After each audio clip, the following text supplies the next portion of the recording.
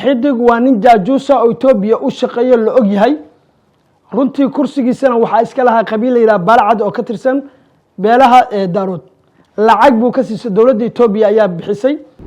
markii Axmed Madoobe ma aha nin jaajuusa Axmed Madoobe ma aha nin la shaqeeya dowladda Itoobiya Axmed Madoobe ma ahan nin cunsuriya oo dadka Jubbaland kala saara maanta awood badan uu san lahayn oona adeegsanayo dad wax magarataa oo ka mid yahay Jeesow runtii Firimbi iyo Cabdullaahi Carabna waa u duufsaday Cabdullaahi Carab oo aan garanayno nin magac leh oo misil leh oo hay'ado ka soo shaqeey jira oo cisbitaalo leh oo hantiile ah bismillaah alxamdulillaah waxaan halkan ka salaamayaa dhammaan ummadda Soomaaliyeed meel walba joogaan dal iyo dibad iyo magaalo waxaan ku salaamayaa salaanta islaamka assalaamu calaykum waraxmatullaahi wabarakaatuh runtii waxaan rabaa shirkaga jiraa'id maanta uu ku saabsan yahay oo rabaa ummadda Soomaaliyeed inaan ugu balbalaareeyo kuna dul istaago runtii gogashii madaxweynaha Jamhuuriyadda Federaalka Soomaaliya mudane Xasan Sheekh Maxamed Culusow uu u fidiyay siyaasiyiinta Soomaaliyeed ee ka aragtida duwan ama mucaaradka ama doonaya inay u tartamaan xilka ugu sareeya wadanka runtii madaxweynaha uu asiibay arintaas Ilaahay baana waafajiyay awooddaasna Ilaahay baa leh aan ugu xamdinaynaa madaxweynuhuna waxa uu jiday sunno fiican weligiisna uu jiday jiray mudane Xasan Sheekh Maxamuud runtii wadankana waxa lagu badbaadi karaa midnimo ayaa lagu badbaadi karaa baarlamaanka Soomaaliya oo maartay shacabka Soomaaliyeed maanta matala wuxuu wadankan ku difaaci karaa midnimo baarlamaan midaysan aragti fog leh dowladnimada iyo xuduudaha iyo badqabka Soomaaliya baarlamaanka Soomaaliya wuxuu ku difaaci karaa midnimo shacabka Soomaaliyeed waxay dowladooda ku garab istaagi karaan min raas casaan raas kamboni dal iyo dibad midnimo ummadda Soomaaliyeed runtii arintaasi waa arin aan aad iyo aad u soo dhaweynhayo anoo ku hadlaya magaca afka dhaqanka Soomaaliyeed ahna suldaanka Soomaaliyeed King of Somalia ama boqorka Soomaaliyeed waxa weeye arintaasi madaxweynaha uu ka dhawaajiyay runtii aad iyo aad baan u soo dhaweynaya waxaan kaloo soo dhaweynayaa mucaaradka oo runtii soo dhaweeyay si qayb iyo sharaf darajo milge iyo maamuus leh runtii u aqbalay gogashaas waxaan Ilaahay ka rajeynayaa in gogashaas ay noqoto tii Soomaali ay ku midoobdo dalka Soomaaliyana dowladda hadda jirtana lagu garab istaago madaxweynaha soo socdaan qof iyo cod inuu ku soo baxo oo wadankan uu ka guuro doorasho dadban Soomaalidu waxay tiraahdaa xoolaha meeshii ay maartay muddo xare u ahaato way ka diga rugtaan waxa weeye doorasho dadban waa laga diga rugtay wadankan wuxuu u jeestay doorasho qof iyo cod runtii macaaridkuna way ku mahadsan yihiin shacabka Soomaaliya anoo wakiilana arintaasi waan soo dhaweynayaa waxaan rabaa inaan ka digo jaajuusiinta sheeganaya maartay baarlamaanka Soomaaliya inay ku jiraan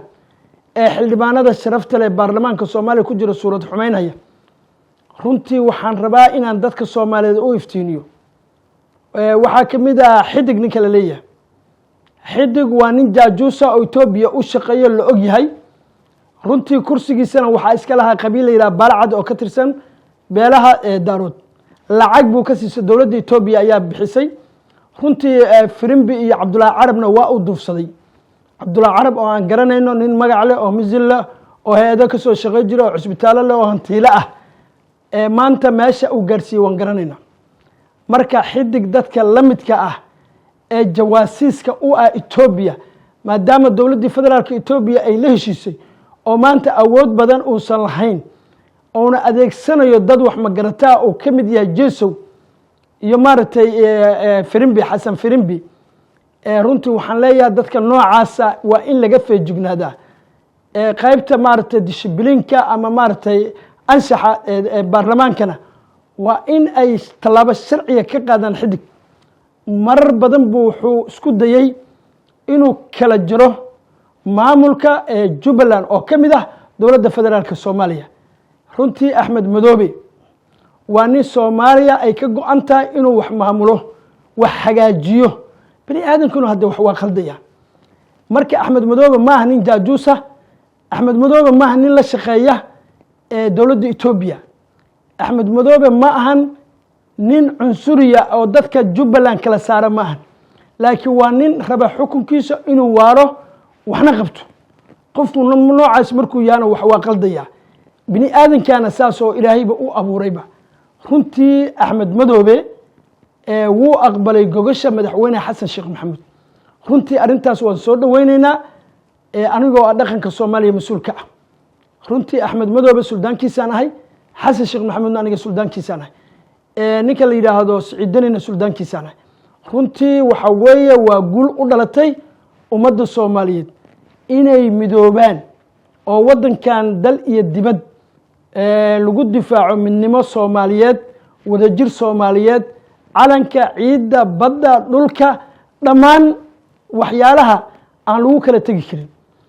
Soomaalidu waxay tiraahdaa shanta Soomaaliya wax shan Soomaali la yiraahdo ma jirto Soomaali waa mid calankeedu waa mid ciideedu waa mid Soomaaliyana waa dad wada dhashay Aqiil Ali bin Abi Talib ayay ku atirsan ama ir Soomaalahaado ama Soomaalahaado ama Sabhahaado ama Daarood ha ahaado waa dad ilma Aqiil Ali Abi Talib oo isku dhiig ah runtii ma ahan in la iskala saaro maanta wadankan wuxuu ku badbaadayaa midnimo waxa weeye madaxweynaha suuban xasan sheekh maxamuud dal xoreey waa geesi laakiin ninku wuxuu geesiyaa markuu garab haysto markuu Puntland haysto markuu Jubbaland haysto markuu Koonfur Galbeed haysto markuu haysto maartay Puntland Somaliland markaas ayuu geesiyaa Soomaaliduna waxyaalo ay soo ku kala tagin ayaa jiro waxa weeye dalka Soomaaliya weligeed ba cadow ayaa diris la ah damaacinaya barwaaqada iyo nimcada dhex ceegaaga wadankeena waxa mar walba difaacaya wiil Soomaaliyeed oo Minis Caseer Manras Kamboni jooga maantana taas ayuu ka dhigan yahay inuu madaxweyne xasan sheekh maxamuud uu difaaco ogoleysiyo dawladda Itoobiya laba wadan oo jaar inaan nahay wixii mucaamil dawladeedna hadda madaxweynaha asaga siyaasi ah wadankana mas'uul uga ah qofka islaamka ah annagu maadaama islaan nahay oo islaam aan nahay waxa laga rabaa qofka islaamka saddex arimood mid inuu joogo wax ka baxsan lama ogolo qof muslina inuu ku jiro saddexdaas arimood waxay tahay inaad nafta walaalka hormariso wanaajiso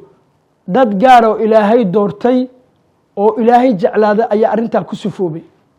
tan labaadna waxa weeye waxa adiga aad jeceshaa naftaada wanaaga iyo horumarka iyo darajada aad la jeceshahay inaad la jeclaato walaalka taasna waxa weeye waa arin fiican oo runtii islaamka dhaqankiisa ay kamid tahay midda aan aniga u socdo oon rabo inaan dul istaago waxa weeye aliisti qofka Soomaaliyeed qalbigiisu inuu nadiif yahay xiqdi iyo xaasinimo iyo qabiil iyo cunsuri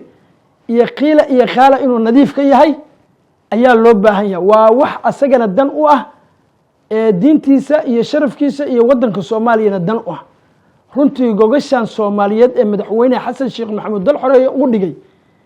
qaybihii mucaaradkana ay aqbaleen waxay 100 sano badbaado u tahay ama xindab adag u tahay wadanka Soomaaliya kuwa dhalan doona annaguna waxa weeye waan ku intifaacina caruurteennana way mahadinayaan waxa rabaa dadka Soomaaliyeed dal iyo dibad jooga inay arintaasi garab istaagaan runtii la soo dhaweeyo maartay si looga miro dhaliyo cadawgana hal dhinac in looga soo jeesto wadankan xoreyntiisana in loo midoobo taas marka hadii la midoobo nabadgelyada la adkeeyo garsoorka la adkeeyo shariicada islaamka lagu dhaqmo hadii naxariista Ilaahay iimaanayso barwaaqo iimaanayso nin walbana meeshiisa ayuu ku nibcoobaya waxaan halkan uga mahad celinaya dadka Soomaaliyeed ee ku nool dibadaha ee runtii jaaliyadaha Soomaaliyeed ah oo jaaliyadaha Soomaaliya ku midaysan aad iyo aad baan idinku mahad celinaya waxaan mar labaad iyo mar saddexaad u mahad celinaya walaalaha jaaliyada Soomaaliyeed ee ku nool Mareykanka oo runtii wadan nabadgelyo leh awood leh ku nool ee gartay inay midoobaan Soomaaliyana wax tiraan heel iyo hooba waad garanaysaan madaxweyne Soomaaliyeed markuu Mareykanka tago sida loo iskugu soo baxo ama loo saacido ama la tuso khayimka dadka Soomaaliya ama jacaylka madaxweynaha ama dowladda taasna waxaa keenayso midnimada ay muujiyeen dadka Mareykanka jooga dadka Soomaaliyeed meel walba joogan dal iyo dibadna waa inay ku daydaan ilaahay wuxuu yiri waqtasimu bihablillahi jamiican wala tafarraqu dadku waa inay jamaac ahaadaan walaal ahaadaan midnimadaas ha lagu shaqeeyo ha lagu socdo wadanka ha lagu difaaco runtii wadankani dad ajnabiya ayaa waxay u soo tafaxiiteen inay gobol iyo degmo noo soo kala gooyaan inay madaxa isku geliyaan in qiyamka Soomaaliya oo halka ku burburo in macdanta iyo shidaalka iyo nimcadaas aan la soo saarin laakiin waxaa gartay dad Soomaaliyeed ka damqaday uguna horeeyay madaxweynaha Jamhuuriyadda Federaalka Soomaaliya siyaasiyiinta maartay mucaaradka ah oo gogashaas aqbalay madaxweynaha Puntland Saciid Cabdullaahi Deni madaxweynaha hooyadii federaalka oo runtii khibrad u leh dibindaabiyada iyo daminta ay qoolayaan dadka shisheeyaha ah ee Soomaaliya inay cagaheeda isku taagta diidan runtii in la aqbalo gogashaasi waxay muujinaysaa ama midaynaysaa ummadda Soomaaliyeed waxayna keenaysaa si transparency ah in loogu tartamo qof iyo cod cidii Ilaahay ku soo bixiyo hadduu Deni ku soo baxayo iyo haddii cid kale Sheekh Shariif ku soo baxayo iyo haddii Xasan Cali Khayre ku soo baxayo iyo hadduu Saacid ku soo baxayo iyo haddii madaxweynihii hore Maxamed Cabdullaahi Farmaajo ku soo baxayo iyo haddii Xasan Sheekh ku soo baxayo wadankan dadka maanta jooga ee mas'uulka ka ah mas'uuliyad hayo madaxweyne iyo mid u hooseeyo ayaa waxay mas'uul ka yihiin inay midnimadaas ku shaqeeyaan dal iyo dibad nin walbana waxa uu asaga qaban karo uu qabto taas ayaana midnimadaas wadanka lagu gaari karaa horumar iyo wanaag iyo dowladnimo waarta oo caalamkana sharaf ku leh haddana dowladnimada Soomaaliya iyo qiyamkeedu way shaqeynaysaa waxaan mar labaad ka digayaa xildhibaan xidig oo qabiil baalacad la yiraahdo kursi uu lacag iyo xoog uga soo qaatay ku fadhiya baarlamaanka dowladda Itoobiya ay u iibisay lacagta ka bixiso oo maanta Jeesow iyo Xasan Firimbi adeegsanayo Jeesow iyo Xasan Firimbi waa shisheeye kalkaal